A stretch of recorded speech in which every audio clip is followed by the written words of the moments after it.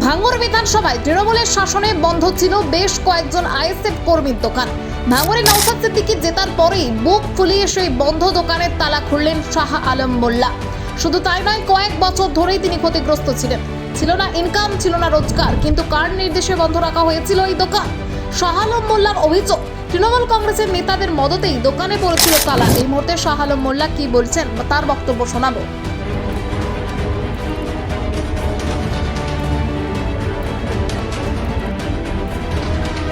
দেখুন, আমি 2021 সালে নওশাদ সিদ্দিকী ভাইজানের জন্যে তার ক্যাম্পেনিং প্রচার এবং নওশাদ সিদ্দিকী ভাই যাতে জিততে পারে তার জন্যে তানার সঙ্গে আমি একজন সহযোদ্ধা হিসাবে ভাঙড়ের মানুষকে সঙ্গে নিয়ে একটা সংগ্রাম দিয়েছিলাম।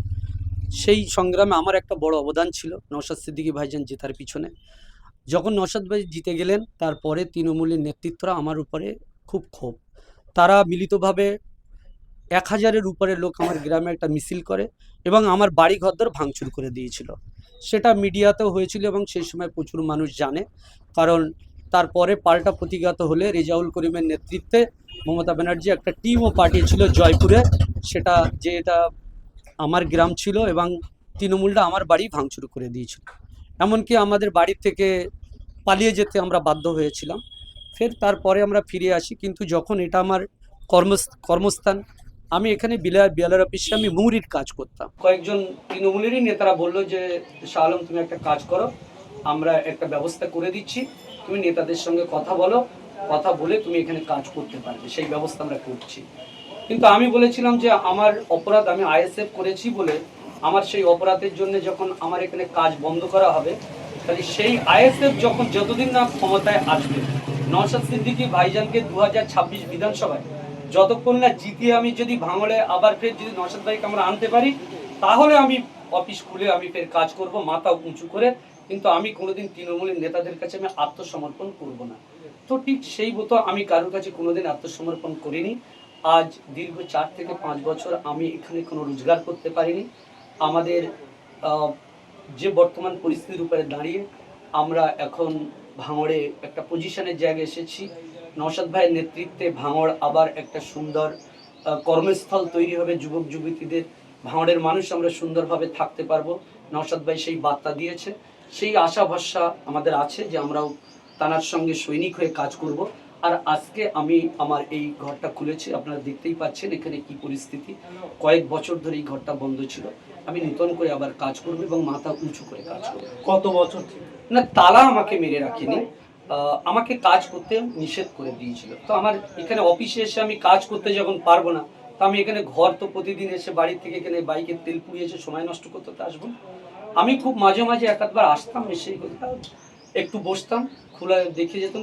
রিসেন্ট আমি পঞ্চায়েতের পর থেকে আমাকে যেভাবে বলা হয়েছিল, আমি তারপর থেকে আর তৃণমূল কংগ্রেস নেতার নাম আমি পরিষ্কার বলছি। এখানে যখন ফের কমিটি গঠন হলো, খয়রুল ইসলাম যখন ল্যান্ড কর্মদক্ষ হলো, মবিনুল ইসলাম, খয়রুল ইসলাম ওদের নেতৃত্বে এবং বেশ কিছু মুহুরিরাও ছিল, এর সঙ্গে ইনভলভ নেতারা আরও অন্যান্য নেতৃত্বরা ছিল। তাদের পরিষ্কার কথা, চোর ভাই আলমগীর আইএসএফ পার্টি করবে, সে সারা ভাঙড় এবং ভাঙড়ের বাইরে গিয়ে আইএসএফের হয়ে নেতৃত্ব দেবে, আর তার ভাই এখানে সে ভিডিও অফিসি করে খাবে, ওটা হতে দেওয়া যাবে না। দেখুন, আমি খুব গর্বের সঙ্গে আজকে এসেছি, আনন্দের সঙ্গে এসেছি এবং মাথা উঁচু করে এসেছি। আমি এটাও বলি, আমি তো এমনি যে কাজ করি, আমার প্রত্যেকটা কাজের জায়গা থেকে এই ভাঙড়ে কোনো জায়গায় যাতে আমি কাজ না করে খেতে পারি, পুরো ভাঙড়ে আমাকে সেই ব্যবস্থা করে দেওয়া হয়েছিল। আমি আজকে 4 বছর প্লাস হয়ে গিয়েছে, আমি এখান থেকে আমার যে নিজস্ব ব্যক্তিগত ব্যবসা, আমি পুরো ব্যবসা বন্ধ করে রেখে দিয়েছিলাম। বিশেষ করে পঞ্চায়েতের পর থেকে ফুল বন্ধ, আমি 1 টাকাও আমি রোজগার করতে পারিনি। দেখুন, আমি প্রথম একটা জিনিস বলি, আমার আইএসএফ এর যে সকল সমর্থক বন্ধুদের উদ্দেশ্যে আমি একটা বার্তা দেব। সেটা হচ্ছে, এইটা মনে রাখতে হবে, পার্টির নাম হচ্ছে ইন্ডিয়ান সেকুলার ফ্রন্ট, যার প্রেসিডেন্টের নাম হচ্ছে পীরজাদা নওশাদ সিদ্দিকী, আর এই দলের প্রতিষ্ঠাতার নাম হচ্ছে পীরজাদা আব্বাস সিদ্দিকী মহাশয়। এই পার্টিটা অনেক কষ্ট, ঘাত প্রতিঘাতের মধ্য দিয়ে আজকে এই 2026 পর্যন্ত গড়িয়েছে। বিভিন্ন জায়গায় সংগঠন হয়েছে, সংগঠন মজবুত হয়েছে। ভাঙড়ের ক্ষেত্রে যে বিষয়টা, একটা আবেগে কিছু মানুষ আসলো বা কিছু মানুষ সেটেলমেন্ট করতে চাইছে, অনেক রকম পরিস্থিতিতে আসছে, কিন্তু নওশাদ ভাইয়ের প্রতি আমার আত্মবিশ্বাস, কারণ আমি এমন একজন নেতার পিছনে আমি সময় দিয়েছিলাম, আমার জীবনের এতটা মূল্যবান সময় দিয়েছি। আমার নওশাদ ভাইয়ের প্রতি আমার অনেক আশা, অনেক ভরসা, অনেক আস্থা। আমার আব্বাস সিদ্দিকী ভাইজানের প্রতি আমার পূর্ণ বিশ্বাস যে যারা আইএসএফ পার্টিটাকে মেহনত করে তিল তিল করে গড়েছে, আমার এই দুই ভাইজান কোনো দিন তাদেরকে বঞ্চিত করবে না, এই বিশ্বাস আমার আছে। আর ভাঙড়ের সমস্ত আইএসএফ এর আমার কর্মী সমর্থক বন্ধুদের উদ্দেশ্যে বলবো, আপনারা হসলা হারাবেন না। পরিস্থিতি একরকম চলছে, এই পরিস্থিতি থাকবে না। নওশাদ ভাই নিজে আমাদের দলের ক্যাপ্টেন, ভাঙড়ের ক্যাপ্টেনশিপের দায়িত্ব তার হাতে রয়েছে। তিনি কিভাবে ভাঙড়টাকে সুষ্ঠুভাবে গুছিয়ে নিতে হয় তিনি সেই কাজটা করবেন। সাময়িক কিছু সমস্যা সুবিধা অসুবিধা হতে পারে, কিন্তু এই অবস্থা থাকবে না। এর ফাঁকেও আমি আরেকটা কথা বলি, কিছু তৃণমূলের নেতৃত্বরা তারা রাতারাতি আইএসএফ সেজে রং মেখে বিভিন্ন জায়গায় বিভ্রান্ত সৃষ্টি করছে এবং আইএসএফ এর কর্মীদের কথা পর্যন্ত, লিডারদের কথা পর্যন্ত কিন্তু তারা শুনছে না। আমি আজ কদিন ভাঙড়ের প্রত্যেকটা অঞ্চলে বুথে বুথে ঘুরছি, এই দৃশ্য কিন্তু আমি দেখেছি। যারা তৃণমূল ছিল তারা নিজেরা রং কেনে, কিছু কিছু বুথে নিজেরা রং কিনে নিজেরা মেখে আইএসএফ এর ছেলেদের সঙ্গে মিশে গিয়ে তারাই আবার তাণ্ডব চালানোর একটা চিন্তা ভাবনা নিচ্ছে। কিন্তু আমার নওশাদ সিদ্দিকী ভাইজান, আমার এই বিধায়ক, তিনি ভাঙড়ের মানুষের জন্য এবং পশ্চিমবাংলার মানুষের জন্য বার্তা দিয়েছে, কোনো অশান্তি নাই, শান্তির বার্তা তিনি দিয়েছেন। এর নাম হচ্ছে নওশাদ সিদ্দিকী।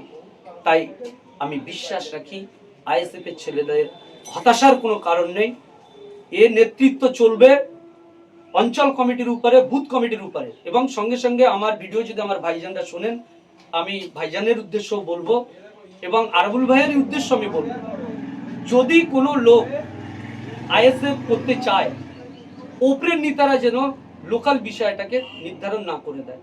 মানুষ যেতে পারে, সে নওশাদ ভাইয়ের কাছে হতে পারে বা অন্য অন্য নেতৃত্বের কাছে যেতে পারে, যদি বিষয়টাকে বুথ স্তরে এবং অঞ্চল স্তরে যদি ফরওয়ার্ড করা হয় যে ঠিক আছে আমি কথা বলে দিচ্ছি, আপনারা বুথের নেতাদের সঙ্গে কথা বলুন, অঞ্চলের নেতাদের সঙ্গে কথা বলে একটা আলোচনার মাধ্যম দিয়ে তারা আইএসএফ করতে পারে।